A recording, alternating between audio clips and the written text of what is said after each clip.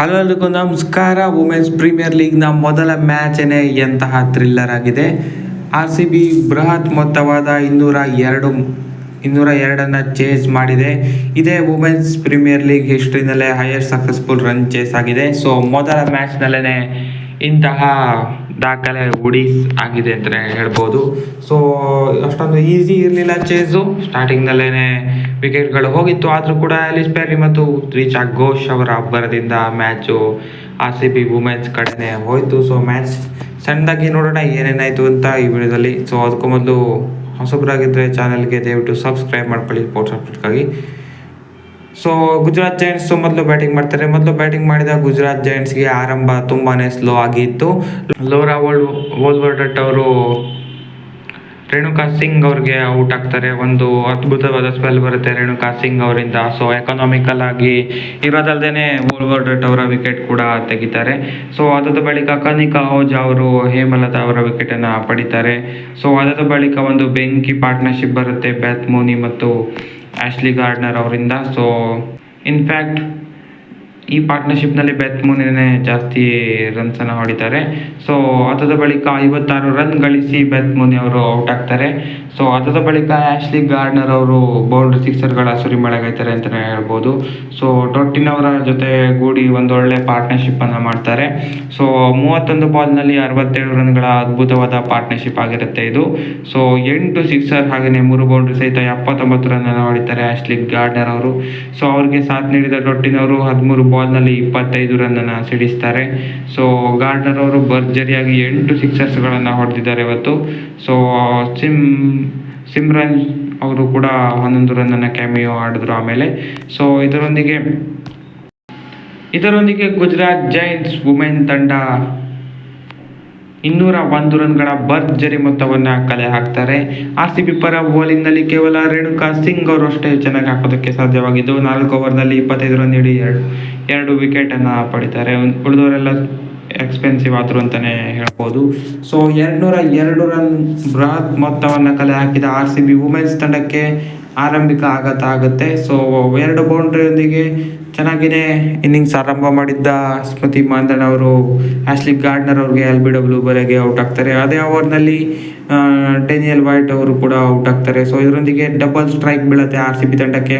14 ರನ್ಗೆ 2 wicket ಕಳೆದುಕೊಂಡು ಸಂಕಷ್ಟದಲ್ಲಿ ಸಿಲುಕಿರುತ್ತೆ. ಅದು ಕೂಡ 202 ರನ್ ಚೇಸ್ ಮಾಡುವಾಗ ಈ ಥರ ಸ್ಟಾರ್ಟ್ ಸಿಕ್ಕಿದ್ರೆ ತುಂಬಾ ಕಷ್ಟ ಆಗುತ್ತೆ ಖಂಡಿತವಾಗ್ಲೂ. ಸೊ ಅದನ್ನು ಮತ್ತೆ ಮ್ಯಾಚ್ಗೆ ಬರೋ ಥರ ಮಾಡಿದ್ದು ಆಲಿಸ್ ಪೆರಿ ಮತ್ತು ರಾಘವಿ ಬಿಸ್ಟ್ ಅವರ ಪಾರ್ಟ್ನರ್ಶಿಪ್. ಇನ್ಫ್ಯಾಕ್ಟ್ ಆಲಿಸ್ ಪೆರಿ ಮ್ಯಾಚನ್ನು ಮತ್ತೊಮ್ಮೆ RCB ಕಡೆ ತಗೊಂಡು ಬಂದರು ಅಂತಲೇ ಹೇಳ್ಬೋದು. ಪವರ್ ಪ್ಲೇಯನ್ನು ಈ ಜೋಡಿ ಚೆನ್ನಾಗಿಯೇ ಯುಟಿಲೈಸ್ ಮಾಡಿಕೊಂಡ್ರು. ಸೊ ಬೌಂಡ್ರೀಸ್ಗಳು ಆವಾಗವಾಗ ಬಂತು. ಸೊ ಬೌಂಡ್ರಿ ಸಿಕ್ಸರ್ಗಳ ಸುರಿಮಳೆಗೈತಾರೆ ಆಲಿಸ್ ಪೆರಿ ಅವರು. ಸೊ ಸಖತ್ತಾಗಿ ಆಡ್ತಾಯಿದ್ರು. ಸೊ ಅದಾದ ಬಳಿಕ ರಾಘವಿ ಬಿಸ್ಟ್ ಅವರು ಔಟ್ ಆಗ್ತಾರೆ. 27 ಬಾಲ್ನಲ್ಲಿ 25 ರನ್. ಸ್ಲೋ ಇನ್ನಿಂಗ್ಸೇ ಆದರೆ ಸಖತ್ ಸಾಥ್ ಕೊಟ್ಟರು ಆಲಿಸ್ ಪೆರಿ ಜೊತೆ ವಿಕೆಟ್ಸ್ಗಳು ಹೋಗ್ತಿದ್ದಾಗ ಇನ್ಫ್ಯಾಕ್ಟು. ಸೊ ಆಲಿಸ್ ಪೆರಿ ಅಂತೂ ಅಗ್ರೆಸಿವ್ ಆಗಿ ಆಡಿದ್ರು. 34 ಬಾಲ್ನಲ್ಲಿ 57 ರನ್ ಗಳಿಸಿ ಆಲಿಸ್ ಪೆರಿ ಅವರು ಔಟ್ ಆಗಿಬಿಡ್ತಾರೆ. ಸೊ ಇಲ್ಲಿ ಸ್ವಲ್ಪ ಮ್ಯಾಚ್ ಟರ್ನ್ ಆಗುತ್ತೆ ಅಂತ ಎಲ್ಲರೂ ಕೂಡ ಅಂದ್ಕೊಂಡಿದ್ರು. ಆದರೆ ರಿಚಾ ಘೋಷ್ ಅವರು ಲೆಕ್ಕಾಚಾರನೆಲ್ಲ ಪಲ್ಟಾ ಮಾಡಿದ್ರು ಅಂತಲೇ ಹೇಳ್ಬೋದು. ಸೊ ಫಸ್ಟೇ ಒಂದು ಆಪರ್ಚುನಿಟಿ ಮಿಸ್ ಆಯಿತು ರಿಚಾ ಘೋಷ್ ಅವ್ರದ್ದು. ಕ್ಯಾಚ್ ಬಿಟ್ಟರು. ಸೊ ಅದನ್ನು ಚೆನ್ನಾಗಿಯೇ ಯುಟಿಲೈಸ್ ಮಾಡಿಕೊಂಡ ರಿಚಾ ಘೋಷ್ ಅವರು ಬೌಂಡ್ರಿ ಸಿಕ್ಸರ್ಗಳ ಸುರಿಮಳೆಗೈದ್ರು ಅಂತಲೇ ಹೇಳ್ಬೋದು. ಅವ್ರಿಗೆ ಕನಿಕಾ ಓಜಾ ಅವರು ಸಖತ್ತಾಗಿ ಸಾಥ್ ಕೊಟ್ಟರು ಇನ್ಫ್ಯಾಕ್ಟಾಗಿ ಹೇಳಬೇಕು ಅಂದರೆ. ಸೊ ಇಬ್ಬರದ್ದು ಕೂಡ ಅಗ್ರೆಸಿವ್ ಬ್ಯಾಟಿಂಗ್ ಬಂತು. 5 ಓವರ್ನಲ್ಲಿ 60+ ರನ್ಸ್ ಬೇಕಿತ್ತು. ಅದನ್ನು ಸಲೀಸಾಗಿಯೇ ಚೇಸ್ ಮಾಡ್ತಾರೆ. ಇನ್ನೂ ಕೂಡ 1.3 ಓವರ್ ಬಾಕಿ ಇರುವಾಗ ಅಂದರೆ ಸಖತ್ತಾಗಿರೋ ಹಿಟ್ಟಿಂಗ್ ಅಂತಲೇ ಅರ್ಥ ಅದರಲ್ಲಿ. ಸೊ ಮೇನ್ ಆಗಿರೋ ಆಶ್ಲಿ ಗಾರ್ಡ್ನರ್ ಅವ್ರನ್ನ ಟಾರ್ಗೆಟ್ ಮಾಡಿ 23 ರನ್ನನ್ನು ಒಂದೇ ಓವರ್ ಚಚ್ಚಾಕ್ತಾರೆ ರಿಚಾ ಘೋಷ್ ಅವರು. ಅಲ್ಲೇ ಮ್ಯಾಚ್ ಟರ್ನ್ ಆಗುತ್ತೆ. ಕನಿಕಾ ಓಜಾ ಅವರು ಕೂಡ ಸಖತ್ತಾಗಿ ಬ್ಯಾಟಿಂಗ್ ಮಾಡ್ತಾರೆ. ಅವರು 13 ಬಾಲ್ನಲ್ಲಿ 30 ರನ್ 230 ಸ್ಟ್ರೈಕ್ ರೇಟ್ನಲ್ಲಿ ಬ್ಯಾಟ್ ಮಾಡ್ತಾರೆ ಅವ್ರನ್ನೂ ಕೂಡ. ರಿಚಾ ಘೋಷ್ ಅಂತೂ 27 ಬಾಲ್ನಲ್ಲಿ 64, 4 ಸಿಕ್ಸರ್ಸ್ ಹಾಗೂ 7 ಬೌಂಡ್ರಿ ಸಹಿತ ಮ್ಯಾಚನ್ನು ಫಿನಿಶ್ ಮಾಡ್ತಾರೆ ಅಂತಲೇ ಹೇಳ್ಬೋದು. ಇದರೊಂದಿಗೆ RCB ವುಮೆನ್ಸ್ ತಂಡ 6 ವಿಕೆಟ್ಗಳ ಭರ್ಜರಿ ಜಯವನ್ನು ಮೊದಲ ಪಂದ್ಯದಲ್ಲೇ ಸಾಧಿಸಿಕೊಳ್ತಾರೆ. ಹಾಗೆಯೇ ಇದೇ highest chase women's premier league ಹಿಸ್ಟ್ರಿನಲ್ಲೇ ಇಷ್ಟು ರನ್ ಚೇಸ್ ಯಾರೂ ಮಾಡಿರಲಿಲ್ಲ. ಅದು ಕೂಡ ಸಾಧನೆ ಇವಾಗ RCB ವುಮೆನ್ಸ್ ತಂಡ ಮಾಡ್ತಾರೆ ಖಂಡಿತವಾಗ್ಲೂ. ಸೊ ಎಂತಹ ಸ್ಟಾರ್ಟ್ ಸಿಕ್ಕಿದೆ RCB ವುಮೆನ್ಸ್ ತಂಡಕ್ಕೆ. ಹೋದ ವರ್ಷದ ಚಾಂಪಿಯನ್ ತಂಡಕ್ಕೆ ಈ ಥರ ಸ್ಟಾರ್ಟ್ ಸಿಕ್ಕಿದ್ರೆ ಈ ಬಾರಿ ಕೂಡ ಮತ್ತೊಮ್ಮೆ ಚಾಂಪಿಯನ್ ಆಗೋದಕ್ಕೆ ಕಣ್ಣಿಟ್ಟಿರ್ತಾರೆ ಪಕ್ಕ. ಖಂಡಿತವಾಗ್ಲೂ ಯೋಚಿಸ್ತಿರ್ತಾರೆ. ಈ ಥರ ಸ್ಟಾರ್ಟ್ ಸಿಕ್ಕಿರೋದ್ರಿಂದ ಇನ್ನೂ ಕೂಡ ಕಾನ್ಫಿಡೆನ್ಸ್ ಬಿಲ್ಡ್ ಆಗುತ್ತೆ ಮುಂದಿನ ಪಂದ್ಯಗಳನ್ನು ಆಡೋದಕ್ಕೆ RCB ವುಮೆನ್ಸ್ ತಂಡಕ್ಕೆ. ಸೊ ಅದ್ಭುತವಾದ ಚೇಸ್ ಆಗಿತ್ತು ಇದು.